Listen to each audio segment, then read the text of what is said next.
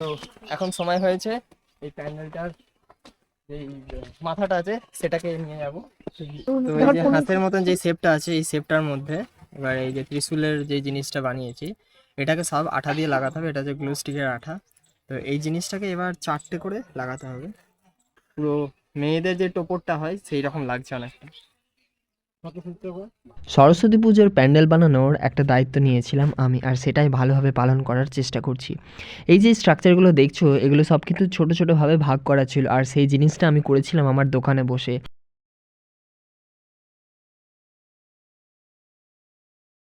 Good morning বন্ধুরা, সবাই কেমন আছো? আশা করছি সবাই খুব ভালো আছো। তো এখন আমি যে জায়গাটাতে আছি একটু তোমাদের দেখতে অড মনে হলেও এতদিন ধরে যেই আমি ইয়ের কাজটা করছিলাম, সরস্বতী পুজোর কাজটা করছিলাম, সেই সরস্বতী পুজোর প্যান্ডেলটা অলরেডি চলে এসছে যেই জায়গাটাতে মানে মেন করব। তো সেই জায়গাটাতে চলে আসার পরে জিনিসগুলো দেখাই আমি তোমাদের যে কি হয়েছে আর কি। জিনিসটা এই দেখো, আমার মোটামুটি কাজ কমপ্লিট। এগুলো গোল্ডেন গোল্ডেন সব দিয়ে করেছি। এটা মানে কি নাম, পাড়ার কি নাম আছে, সংঘের কি নাম, মানে ক্লাবের কি নাম আছে, এটা থাম্বাটা সব এখানে চলে এসছে। মাঠের মাঝখানে হবে। তো টোটাল জিনিসটা আমি করছি। দে আর ভেরি, মানে এখানে যারা আমাকে নিয়ে এসেছে তারা এত কমিউনিকেট করছে আমার সাথে, মানে আমি একবার মানে বলতে না বলতেই তারা মানে 10টা জিনিস নিয়ে হাজির হয়ে যাচ্ছে। দে আর ভেরি কমিউনিকেট করছে। মানে তারপরে আরেকটা জিনিস দেখায়, তো বললো যে দুপুরে খাওয়া হয়েছে কি হয়নি, কখন এসছো না এসছো, দিয়ে তারা আমার জন্য 1 প্লেট বিরিয়ানি ব্যবস্থা করে দিয়েছে। এই যে আমি দেখাই।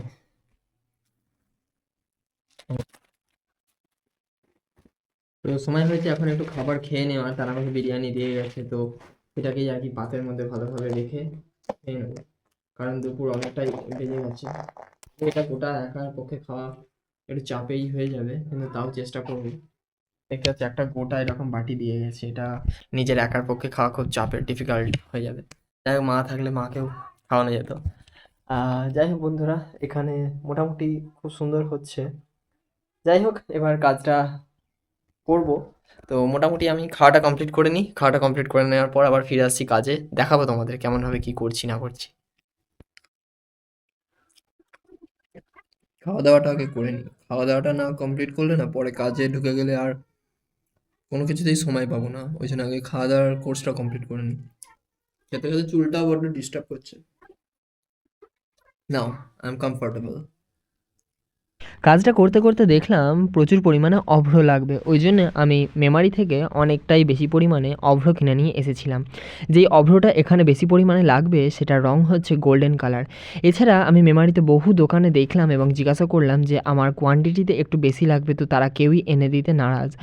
কারণ অভ্র কোথাও কোনো কাজে কিন্তু এতটা বেশি পরিমাণে লাগে না। তাই অনেক কষ্টে এদিক ওদিক ঘুরে নেওয়ার পর অবশেষে একটা দোকানে আমি খোঁজ পেলাম, যেখানে শুধু ছোট ছোট পাতলা স্টিকের মতন যেই প্যাকেট আছে সেই প্যাকেটের মধ্যে অভ্র পাওয়া যাচ্ছিল, আর সেইটাই আমি একদম পুরো দোকানে যা স্টক আছে তাই তুলে নিয়ে চলে এসেছিলাম। আর এই গোল্ডেন কালারটা লাইট পড়লে এতটাই সুন্দর লাগছিল দেখতে, তাই আমি ভাবলাম যে এখানে গোল্ডেনটা দিয়েই যদি শুধু করা হয় তাহলে দেখতে আরও বেশি ভালো লাগবে। আর হ্যাঁ, তোমাদের মনে এখন প্রশ্ন আসতেই পারে যে এই গোল্ডেন কালারটাকে আমি কিভাবে লাগিয়েছি, অর্থাৎ এটা অভ্রটাকে কীভাবে লাগিয়েছি।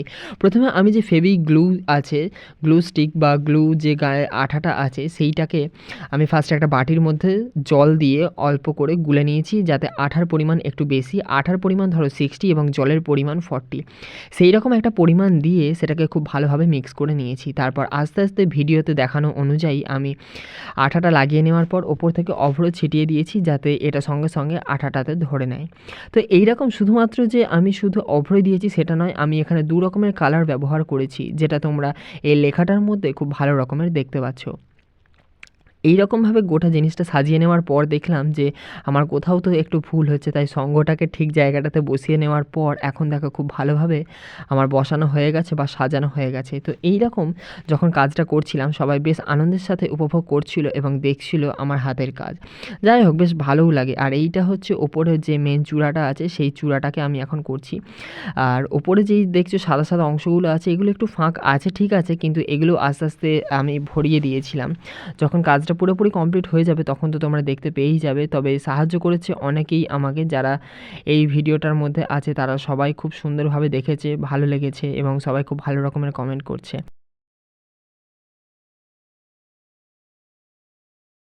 মর্নিং, ডে 2 আমরা যাচ্ছি সরস্বতী পূজার প্যান্ডেল তৈরি করতে। আজকে দ্বিতীয় দিন। আমাকে সকাল সকাল নিতে চলে এসেছে। যাই হোক, ঠিকঠাক ভাবে পৌঁছে যেতে পারেনি, কাজটা শুরু করে দেবো। তারপরে অনেক কাজ আছে আবার আপাতত আজকে শিডিউলে। স্যার শীত করছে নাকি তোর? ওখানে গিয়ে যখন পৌঁছালাম তখন ঘড়িতে বাজে মোটামুটি 10টা। আমি পরের দিনকে অর্থাৎ দ্বিতীয় দিন অনেকটাই আগে চলে গিয়েছিলাম এবং সেখানে গিয়ে নিজের কাজ শুরু করে দিয়েছিলাম এবং সেই দিনকে আমার ছিল অন্য একটা নেমন্তন্ন বাড়ি, যেখানে আমাকে কাজটা করে নেওয়ার পর চলে যেতে হতো দুপুরে লাঞ্চ খাওয়ার জন্যে, নচেৎ এরাও আমার জন্য ব্যবস্থা করে রেখেছিল খাবার খাওয়ার জন্য। যেহেতু আমার অন্য জায়গাতে একটা নেমন্তন্ন ছিল, সেই জন্য আমি এখানের কাজটা যথাসাধ্য তাড়াতাড়ি করার চেষ্টা করেছি, তবে সময় সাপেক্ষ, কোনো তাড়াহুড়োর মধ্যে তো এখন সময় হয়েছে এই প্যান্ডেলটার যেই মাথাটা আছে সেটাকে নিয়ে যাবো, সেই জিনিসটাকে তুলবো সাবধানে। এই যে এই জিনিসটাকে এবার তুলবো।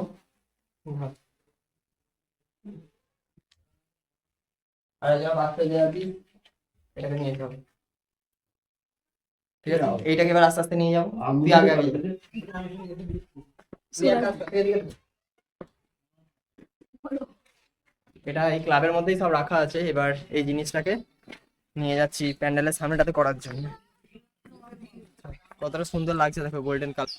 তো এই যে গোল্ডেন জিনিসটা দেখতে পাচ্ছ, এটা হবে হচ্ছে প্যান্ডেলের ঠিক ছাদটাতে। কতটা সুন্দর লাগবে তোমরা শুধু এটা দেখতে পারবে।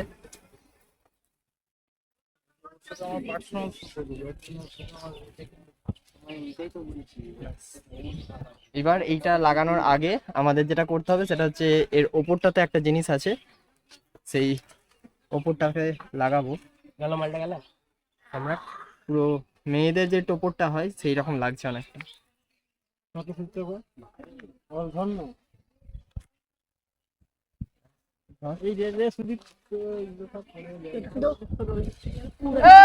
ভাই না না,